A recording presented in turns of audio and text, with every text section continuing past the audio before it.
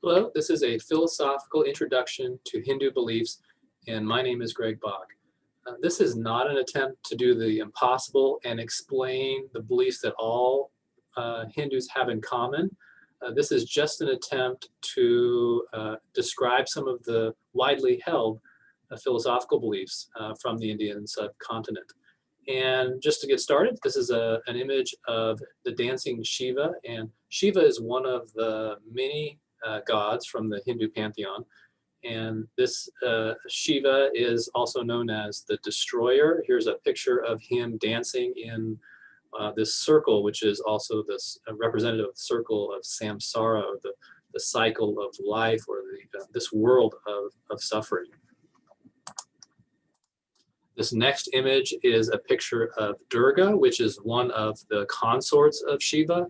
So in the Hindu pantheon, many of the gods have female consorts or female aspects, and Durga is Shiva. So when you encounter the worship of Shiva in India, or you might encounter the worship of Durga as well, and vice versa. This is an image of Durga fighting the demon buffalo. And here is an image of Vishnu sitting there on the snake, and out of his navel is a lotus flower, and on top of the lotus flower is Brahma, the creator god. Brahma is supposedly the one who created the world as we know it, and Vishnu is vicariously creates the world through Brahma. And so Vishnu, a very common god in Hinduism, very widely revered, and is also the subject, or the avatar of Vishnu, which is Krishna, is also the subject of the story in the Bhagavad Gita. And so with these gods that I presented here, there are many others. You get the sense that Hinduism must be a type of polytheism, and indeed many people say that about Hinduism. How many gods are there in Hinduism? And there are different answers to this question, but one standard answer is 330 million. So this indeed is a polytheistic religion, if there ever was one, maybe polytheism par excellence. Nevertheless, we find out that if we read the Brihad Aranyaka Upanishad, that there is only one God, and that God's name is Brahman. Brahman is the great cosmic spirit, also known as infinite being, intelligence, and bliss. The Hindu words there are Sat, Chit, and Ananda. So infinite being, infinite intelligence, and infinite bliss. So if there is only one God, then it sounds like we have some form of monotheism. And this term is not usually used when describing Hinduism. But if you feel like it's appropriate, you can go ahead and use it, as long as you distinguish between the monotheism of India and the monotheism of the West. When we talk about monotheism in the West, we usually are referring to one of the gods, one of the religions, the god of Christianity, the god of Judaism, or the god of Islam. And on those accounts, God is separate or distinct from creation. In other words, the creator is not identified with creation, vice versa.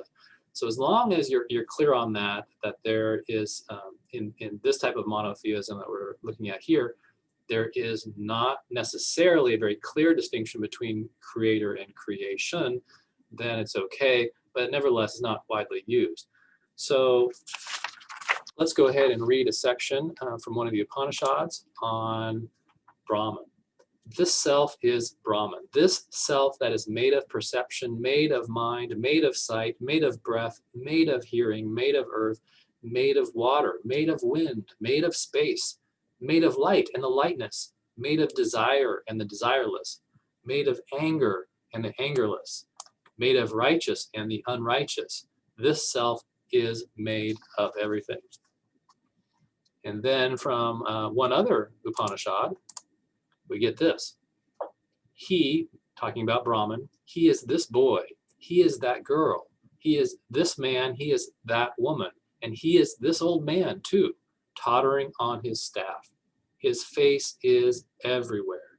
He is the blue bird. He is the green bird with red eyes. He is the thundercloud, and he is the seasons and the seas. So he is everywhere. He is everything. Brahman is universal. Brahman is everything. That makes it sound like Hinduism is a type of pantheism. And maybe it is.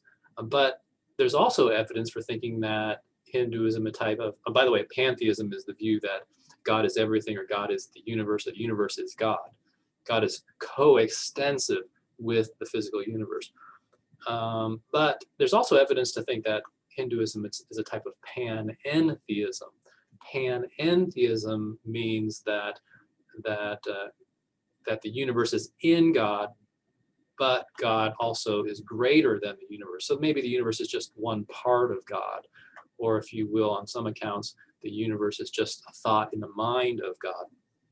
But where is this evidence? If we look at the Bhagavad Gita, chapter 6, verses 29 through 30, it says, "And when one sees me in all, and he sees all in me, then I never leave him, and he never leaves me." So you get this picture that while the universe is part of God, that the universe exists in God, or Brahman, the God is much greater. So there's evidence for Hinduism being a form of panentheism.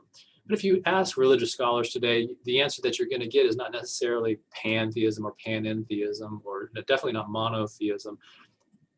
Hinduism represents a type of henotheism. What is henotheism? H-E-N-O theism. Henotheism is a type of polytheism that acknowledges the existence of many gods, in fact, 330 million gods in this case. But the followers of this henotheistic tradition follow just one God from among the many.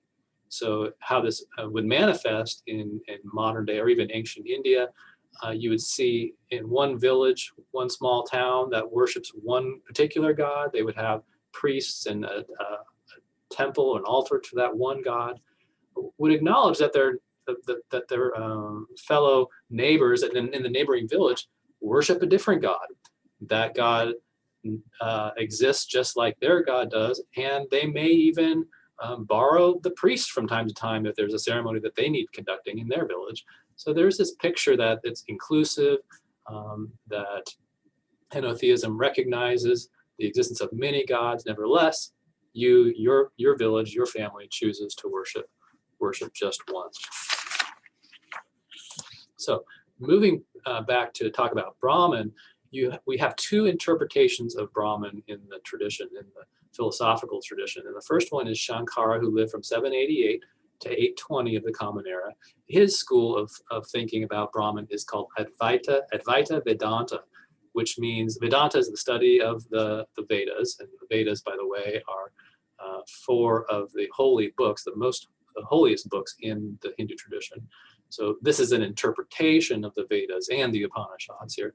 The Advaita Vedanta, and Advaita means not two, or not a dualism. Everything is one. So that's one interpretation of Brahman. And the second one is Ramanuja, who lived from 1017 to 1137 of the Common Era. And his philosophy is called Vishishta Advaita Vedanta.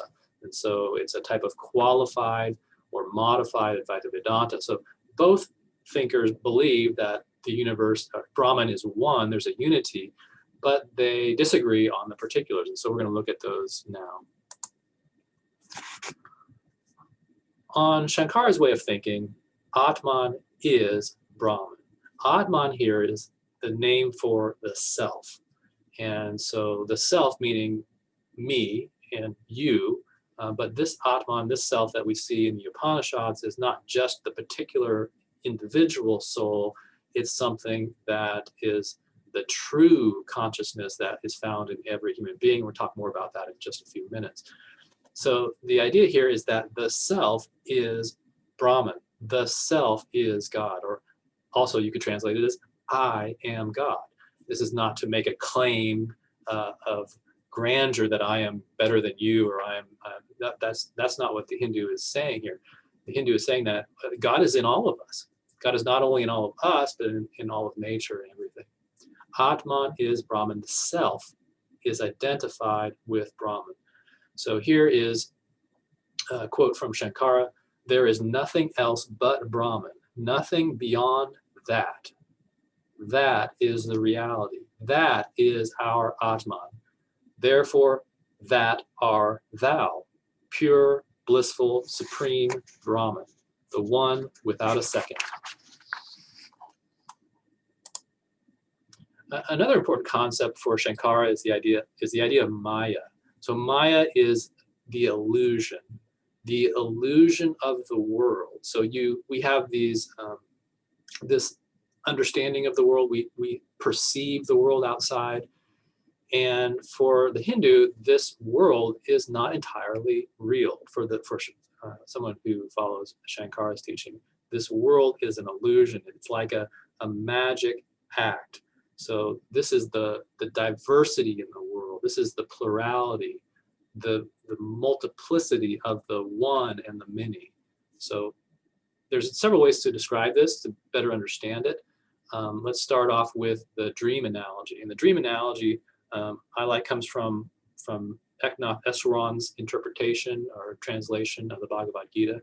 And as he describes it, when you watch somebody who's sleeping, maybe, this is a bit strange, but if you watch somebody who's sleeping, maybe you've had the experience where you've seen somebody who's had a nightmare, right? And that person, while they're having this nightmare, their body sweats or shakes, or they might even cry out. But what are they responding to? But a fiction, right? It's not a reality, but it's not necessarily entirely unreal either. They perceive it as a reality. Their body is even responding to it as such, but it's not real. So in a similar way, the way that we experience the external world is as an illusion. It has reality to us, but in reality, it is nothing real in itself. Another way of thinking about it is the movie analogy, and this is Houston Smith's analogy, at least this is where I came across it, and that is from this great text on world religions. Recommend it. He says that the experience of Maya is like the experience of watching a movie. Maybe you have the experience when you watch a scary movie or some other type of movie that you respond physically in some way. You either sweat, shake, or scream, or even, but what are you responding to? It's not a reality, right? It's just images on a screen. These aren't real in themselves. But if you have kids, you know how this experience goes. Even with some Disney movies, right? The villain can be quite scary, and the child might even run out of the room. But what are they running from? Nothing but an image on a screen. So that's the analogy. So to our experience, the world has about as much reality as an image like that. And so our response to it should be tempered, should be more enlightened than someone who's just watching a movie. So Maya says, you may dream, this is from Shankara, you may dream of place, time, objects, individuals, and so forth, but they are unreal. In your waking state, you experience this world, but that experience arises from your ignorance. It is a prolonged dream and therefore unreal. Unreal also are this body, these organs, this life breath, this sense of ego. Therefore, that are thou, pure, blissful, supreme Brahman, the one without a second. That brings us to the next idea in Shankara's Advaita Vedanta, and that is the difference between Nirguna Brahman and Saguna Brahman. So Shankara acknowledges that the Upanishads talk about, Upanishads are other texts in the tradition of Hinduism, so that the Upanishads talk about Brahman and attribute all kinds of characteristics or attributes to Brahman. But he calls this the Saguna Brahman. This is the Brahman with attributes. And this is to be distinguished from Nirguna Brahman, or pure or true Brahman, a Brahman without attributes. So the Saguna Brahman for Shankara is just part of Maya, which is an illusion. Maybe it's just human interpretation of ultimate reality, which is fine as it goes. You're welcome to talk about Brahman that way, he might say, but never get it confused with the real Brahman. This real Brahman is ineffable and cannot be described using human words. Let's read this quote from Elliot Deutsch from Advaita Vedanta, a book I also recommend. He says, Nirguna Brahman, the one, is a state of being. It is not a he, a personal being, nor is it an it, an impersonal concept. Let's stop right there. If the pronouns he or she or it don't apply, it's not clear what other kind of pronoun you can use here, right? You're really left wondering how to talk about this thing. Continuing, Brahman is that state which is when all subject-object distinctions are obliterated. Brahman is ultimately a name for the experience of the timeless plenitude of being. And Stevenson et al. Here says, Saguna Brahman is the personal God, which is the proper object of worship. Ultimately, however, Saguna Brahman is just part of Maya. That's Shankara's view. So again, it might be useful to talk about Saguna Brahman. It might be even useful to worship Saguna Brahman. Nevertheless, you always have to keep in mind that Saguna Brahman is just part of Maya. It's not the true Brahman, the true God. Now, this brings us to Ramanuja's Vishishta Advaita Vedanta. So Ramanuja disagrees with Shankara. In fact, he thinks that Shankara's views, some of his views are incoherent. They are self-contradictory.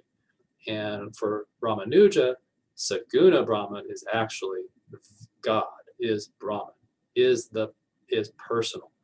And Nirguna Brahman is not, does not exist, this idea of this God, this Brahman without attributes.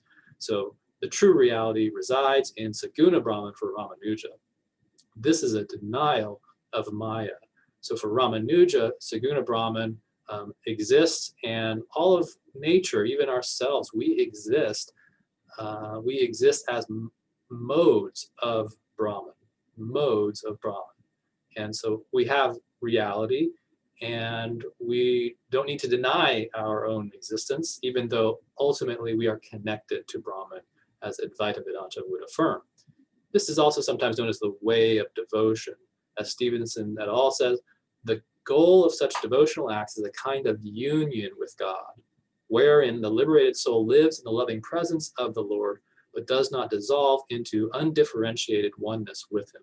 So here, the difference is between union and identification. For Ramanuja, a follower of Ramanuja's philosophy or a Hindu, would want union with God, a closeness and an intimacy with God, but not identification, as Shankara would espouse.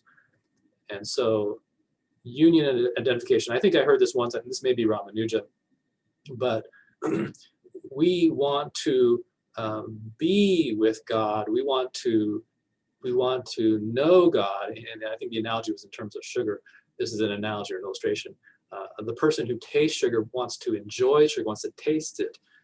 He doesn't want to be it. And so the illustration is meant to show that someone who worships God wants to know God and enjoy God, be with God. They don't want to be God themselves. That's the disagreement between Ramanuja and Shankara. So what about human nature? What does Hinduism say philosophically about us, according to Shankara here and Ramanuja? So there's three concentric circles on the right here. At the centermost part of every human being is the Atman.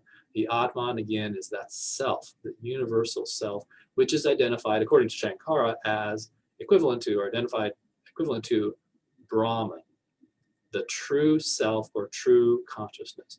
Now, the next level up is called the Jiva. So what surrounds the Atman in these three concentric circles is the Jiva, which is the individual soul, which includes the character and the personality. And this is what transmigrates or gets reincarnated from life to life. This is subject to rebirth. Outside of this Jiva is the physical body. This does not transmigrate. This is what gets burned with death. And literally in India, it's cremated or burned on a funeral pyre. And so this is gone at death. It does not come back. You get a new one if you are reborn. What is the human condition? The human condition, you might say, is the diagnosis. What is Hinduism's diagnosis of the human condition or the human problem? And the answer to that is ignorance. Stevenson et al. Says, the human predicament consists of a severe identity problem. We don't know who we really are. We identify ourselves with the fragmented, seemingly disconnected phenomenal world of diversity instead of with the one Brahman. So that's the problem, they say, that needs to be fixed. And this is connected to karma. And you've probably heard about karma before, but karma is the moral law of cause and effect. And the more good we do, the better the karma is, the worse we do, the bad choices we make, we accrue negative karma. We acquire negative karma. And this is not a good thing. We don't want this karma attaching to us, because that karma binds us to the world. And the goal is to not be reborn. And so this karma binds us to samsara. Samsara is the cycle of rebirth, which we saw in that initial image with Shiva. Samsara is the circle, the cycle of suffering in the world. And it is reincarnation. A Hindu wants to leave the world, wants to stop being reborn, wants to be enlightened. And so the solution that Hinduism puts forth is moksha. Moksha is liberation. Moksha is freedom. Moksha is enlightenment. When you get moksha, you are not reborn anymore. So that's the basic idea of the solution. That's the main idea for a Hindu, philosophically speaking, and for Hindus, religiously speaking. To better understand the solution, however, I think there's more that can be said. And so let's look at two different categories here. First is the 4 ashramas, or stages of life.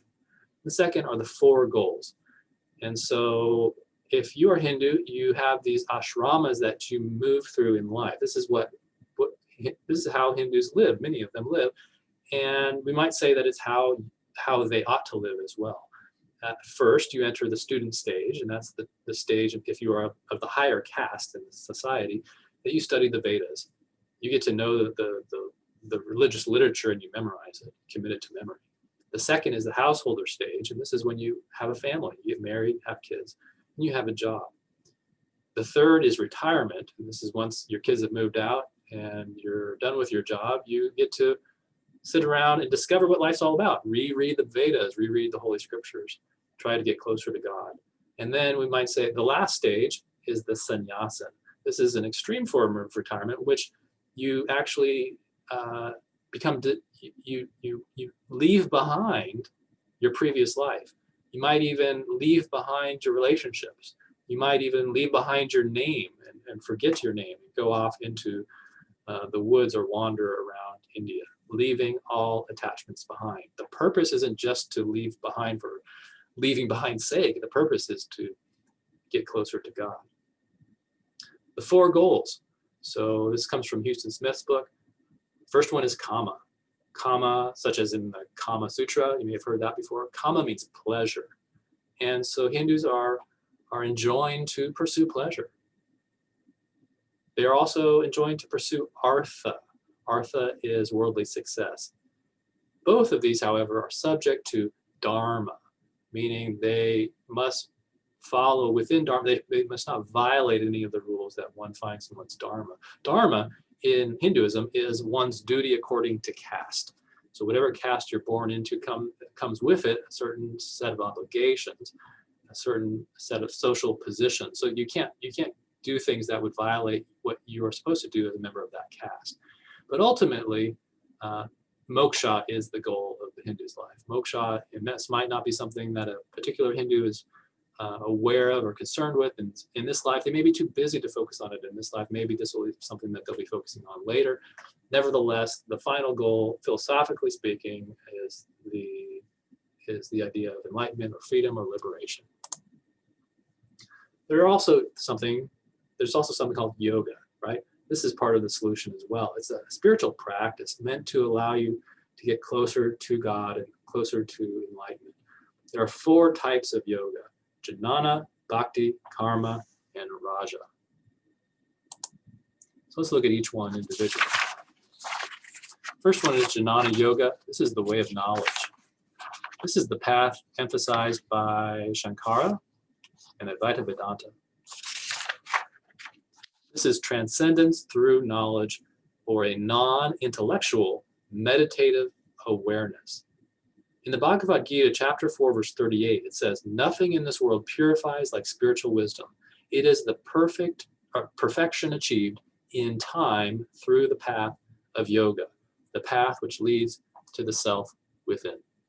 This also comes from Houston Smith's book. The second one is Bhakti Yoga, which is probably the most common or popular form of yoga in India. This is the way of love. This is transcendence through loving devotion or a total surrender of oneself to God. In Bhagavad Gita, chapter 12, verses 6 through 8, it says, this is Krishna speaking. This is actually the words of Vishnu through Krishna.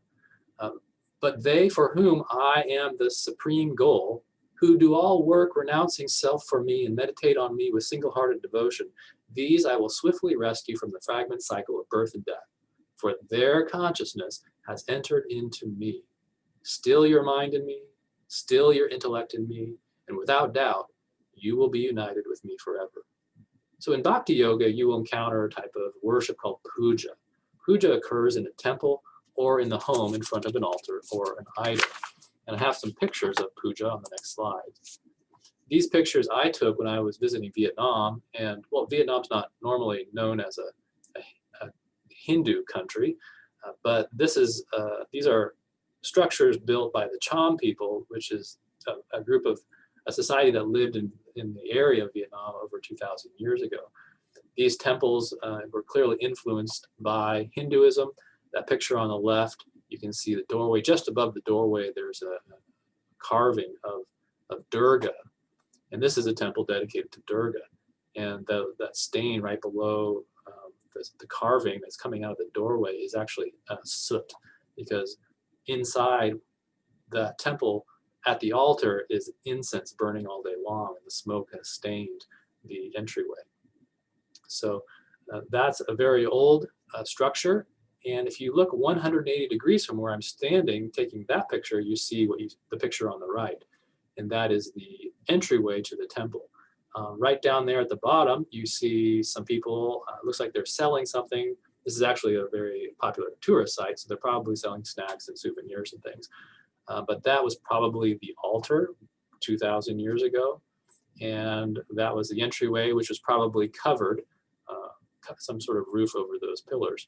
Just between me taking the picture and those people down at the bottom is a very steep stairwell, one that you might not be able to climb standing up. It's something you might have to crawl up to get to the top.